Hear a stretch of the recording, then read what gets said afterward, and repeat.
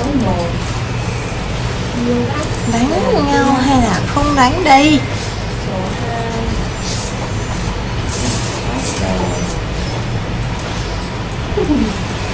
rồi kia nhiều thế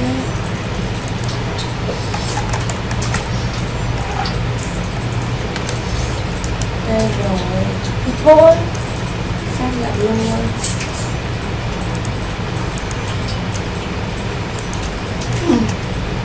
Ăn bún này mà cái non sợi to cảm thấy Quá trời quá đất nhẹ. Đi thôi. Thánh nghĩa địa. nó khó ăn trong lần sau em ăn những sợi nhỏ, nhưng mà em thấy sợi nhỏ không hợp lý, cái đấy là đi ăn là nó sợi to. 47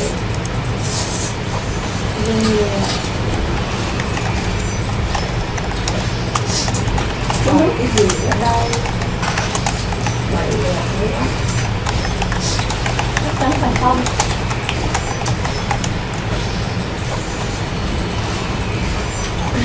Mở hay là không mở? nhận hết ở đây lần kia 4 lượt 101 chờ xíu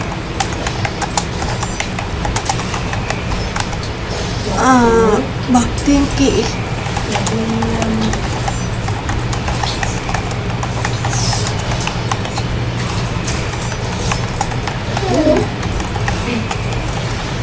Đã được mở.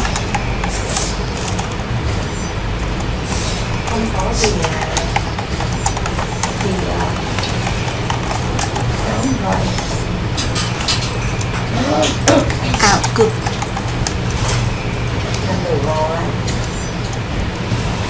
xong rồi 6 Mới được soi sáng chứ có biết đâu.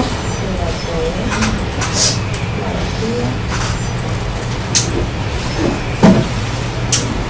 Ảo ma Canada vô cùng. Vãi hết cả mũi. Tao cũng phải từ hôm qua giờ cứ phải cái quà chị em. Tí nữa tao sẽ quay lại cho. Nó vô cùng tận. bên đầu kia lướt qua đây Thứ 15 xong 20. Là sao? Không hiểu. nhấn lại luôn Tao cứ thử ăn mập lại. Mập đấy ạ. Có mùi không luôn á. rồi Toàn ăn những lò không chức năng thế là mình ăn lên ạ. Con Trang nó còn thồn một cục của nó trong két em nữa. Thì cứ úp đồ vô. Không phải úp một cái mà úp 2-3 cái như vậy đó. Cứ 15 xong 20. quà Là sao? Không hiểu.